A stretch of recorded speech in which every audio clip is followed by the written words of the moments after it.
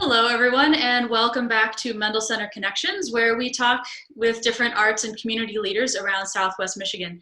And today we have a little bit different of a guest. We actually have two guests, and I'm joined by two lovely ladies today. Robyn Fedor, who is the president of the board of directors of Paws for Hope, and Lynn Schlender, who is the Bids for Barks 2.0 chairperson, which is the flagship event of Paws for Hope. And that's actually how I am aware of that organization, because they posted this event the past 2 years at the Mendel Center to just with smashing success. And so we're really excited to introduce you to Robyn and Lynn today so they can tell you a little bit about what they do in the community. And they actually have some additional guests, which you will see right now. Here they are. So I guess we'll start with Robyn. Can you introduce yourself and tell us a little bit about what Paws for Hope is and what it does? Okay, I'm Robyn Fedor, and I'm a founding member and the president of Paws of Hope. We were founded in April of 2012, and so we've been around 8 years now. Paws of Hope is a volunteer-only rescue group, and we are a foster-only rescue group. And what that means is we do not have any kind of payroll or anything like that we need to deal with. And we can put our funding towards the care of our foster pets. And by foster care only, I mean that the majority of our foster pets are in our homes with us. And we're working with them to restore their health or bring them up to good health if they've never been a healthy pet. And we also work with them to socialize them and figure out what is the best type of home for them. And we do have a few pets who are in the cat rooms at PetSmart and Palmart. And other than that, all of our pets live with us. Oh, that is great. And can you introduce your special guest as well? This is my particular little foster fail, one of them. This is Lucy. And she's about an 8-year-old Chihuahua. Her owners both passed away. And her neighbor, the owner's neighbor, contacted me to see if we could take her in. And we just never really found that good fit for her. And before I knew it, she was part of my family. So, yeah, along with a few cats. Oh, good. Oh, she's cute. That's you guys are making me jealous with your friends here. I wish I had one. It's been too long since I've had a dog. We can work on that. So as the founder of this organization, what was the impetus for that? Was there an inciting moment that got you started, or how did that come about in the first place? No, it was just like-minded people that wanted to make a difference, who love animals, and just felt the need to do more than what we were able to do alone. And we just joined forces, and 8 years later, here we are, still going strong. So and actually even growing. Wonderful. And then Lynn, can you tell us a little bit about yourself and your role in the organization? We support Paws of Hope. We support them by doing different charity events. Our big one, of course, is Bids for Barks 2.0. That's what we strive for, go for every year. It's a great event, and it's for a great cause, because like she said, we're not paying utilities. We're not paying rent somewhere. 100% goes to the animals. A lot of times when they get the animals, they are in very much need of medical care. So they take care of the heartworm, all the shots. A lot of them need dental. By the time that the dog or cat is adopted out, they are in very good health. The other thing nice about it is that they have been in a home setting. They are not in a shelter setting. So it's easy to assess their personalities and know what type of home would work. The thing of it is this all costs money. So that's our role. Our role is just to help them financially because we believe in their cause. We believe in the people who are running it, and we know that their mission is the same as ours, and that is to help abused, homeless animals. The other thing that we strive is spay and neuter. We, we're really big in that. We're doing spays and neuters all the time. Poor Robyn runs every week, for spay and neuters. We would like to do a little bit more of that. We were planning bringing in a trailer and doing one in Benton Harbor, but then COVID hit, so we couldn't do it. So a lot of the things that we had planned to do, we didn't actually do, but also the need to rescue and to help during those times were greater too. So that's what we do. We support them. Yeah. Lynn, really threw a wrench in a lot of people's plans this Oh yeah. I've heard a lot about what's happening in the animal adoption arena in the last few months, that with people being home so much, there has been an uptick in adoptions. Is that something you've seen, or what have the last few months been like? It's maybe harder to get some of that care out to the community, but what else have you experienced over the last few months? Especially I'll let Robyn answer that one. Yeah, especially the first 2 months after the pandemic struck and everything began shutting down, we did see a huge uptick in adoptions. It was almost to the point that we almost didn't. Well, we almost couldn't keep dogs in our rescue group. They were being adopted that quickly, and even with our cats, we were seeing cats are a little bit different than dogs. There are a lot more cats in the world, and unfortunately, everybody wants a kitten. Once a cat is about 6 months old, they start looking like a cat.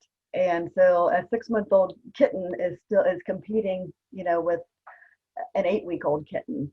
And but we've seen saw a huge uptick in the number of adoptions, but we've had to balance that with the fact that a lot of the veterinary care was not considered essential. So even rabies vaccinations were not considered essential initially. And so I think it was about 8 weeks this year, the spay neuter clinic that we typically use in South Bend was closed down because of COVID-19, and started back up, and then had a little scare. Someone came in with direct exposure, and they had to shut down for another, I think, about 10 days. Wow. And but we've still had over 130 cats spayed or neutered this year. And so far, I think we've had over 20 dogs spayed or neutered this year. And if all goes well, we have the potential to have well over 200 cats and kittens spayed and neutered by the end of this year, as long as things stay open and we're able to keep doing spay neuter runs. And I think we have the potential. We've got a whole bunch of puppies that are going to be going in soon that have already been adopted. And as soon as they're old enough, we have the potential to do, over 50 dogs this year. Lynn mentioned the dental issues.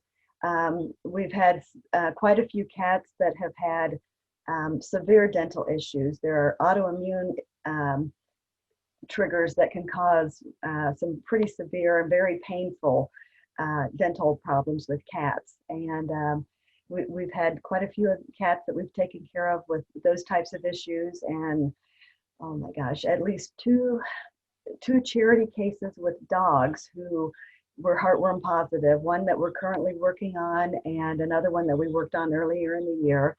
And I think we've had 3 or 4 other heartworm positive dogs. And well, I have a heartworm positive dog here with me. Something Now that you mention it, Lynn, our number of heartworm positive dogs that we've dealt with this year is probably closer to half a dozen to 8. Oh, well, I know it's been a lot. Yes, it has. It has been. When you realize that the cost to do that is what, $800 a dog? Yes, yeah. It depends on the size of the dog. Yeah. With the dental issues, that could be anywhere. That can be anywhere from only a few $100s to $1,200 or $1,400, depending on how many extractions they might have to have, and if they need to have laser treatment on top of that, it can be quite pricey. And we're blessed that Lynn and her ladies are Christine and there to help Kelly. us out. Yeah. Mm-hmm. You, Kelly. Well, talk about a heartworm positive and a dental. This is Nellie. This is, let's see your face. There's Nell. Nellie was a Paws of Hope. We pulled her from a very bad situation. She was bred many, many times. And she was also used as a bait dog. And they filed her teeth down. I know, tell them. Yeah, filed your teeth down, didn't they? They filed her teeth down, and she is the sweetest, sweetest dog ever. She was heartworm positive, so Paws of Hope did treat her. We can't do much about the teeth, but I took her in as a foster. Well, she failed. She is our dog, needless to say. She is probably the poster child for pit bulls, this girl, because there is nobody sweeter than her. Nellie also. That is totally coming across on the camera. She looks totally adorable, totally sweet. I think anyone would be lucky to have her. Well, she also had Lyme disease. Oh yeah, she had Lyme disease too. That was kind of minor. We kind of treated that as we treated the rest of it. Yeah. But she's in a good home, so that's what Paws of Hope does. Yeah. Oh, that's great. So you mentioned that you are volunteer run.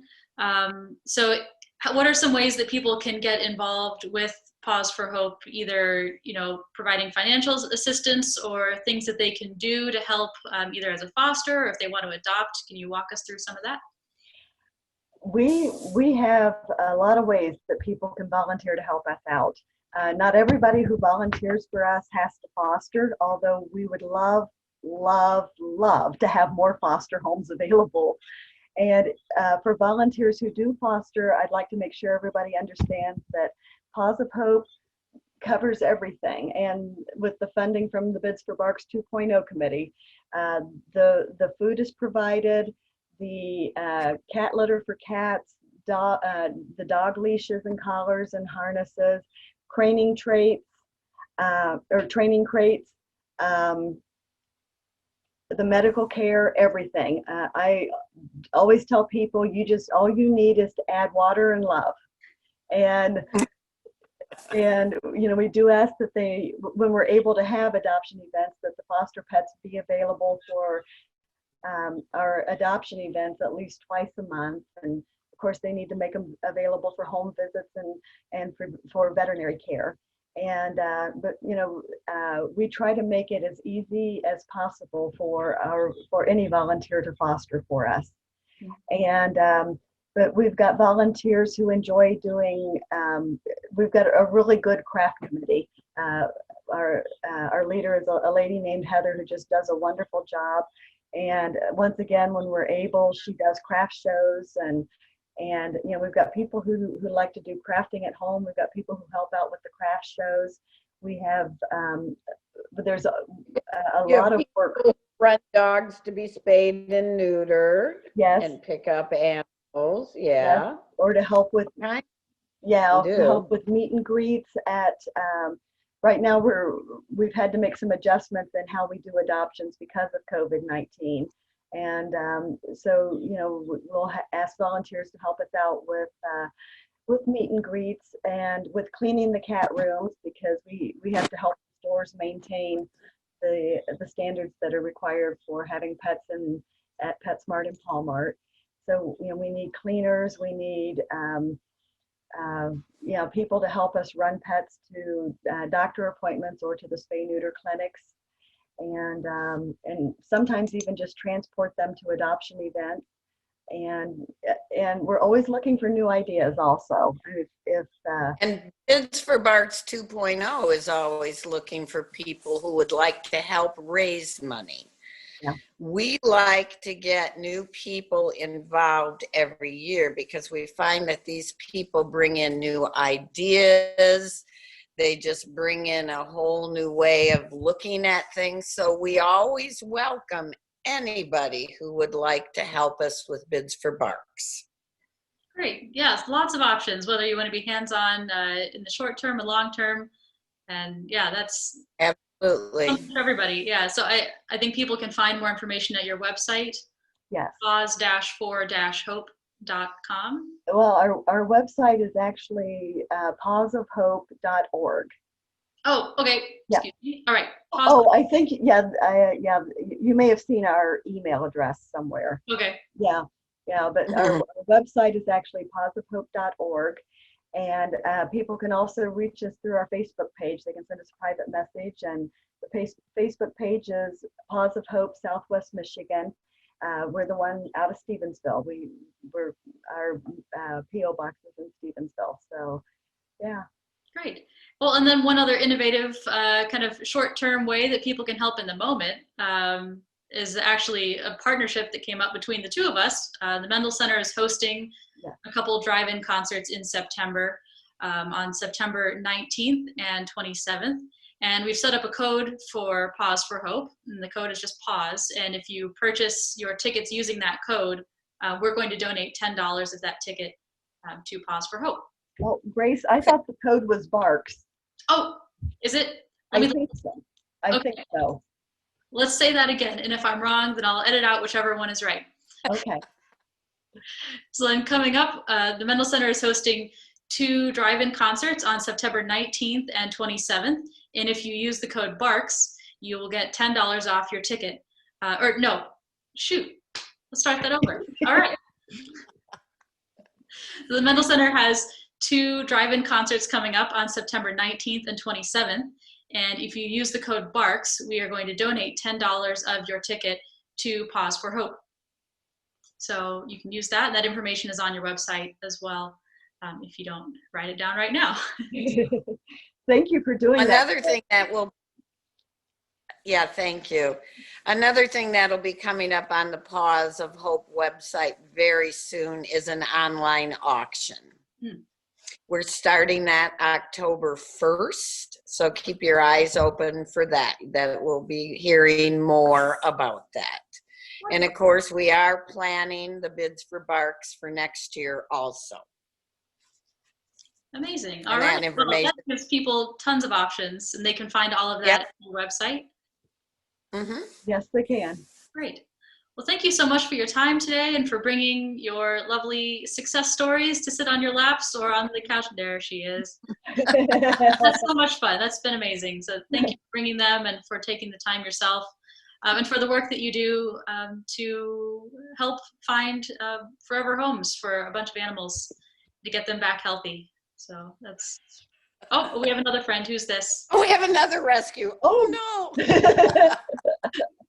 She wanted to share the spotlight.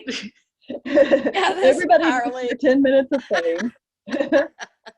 That's Harley. Thank you, Grace. Yeah, thank you for this opportunity, Grace. Bye. Bye-bye. Bye.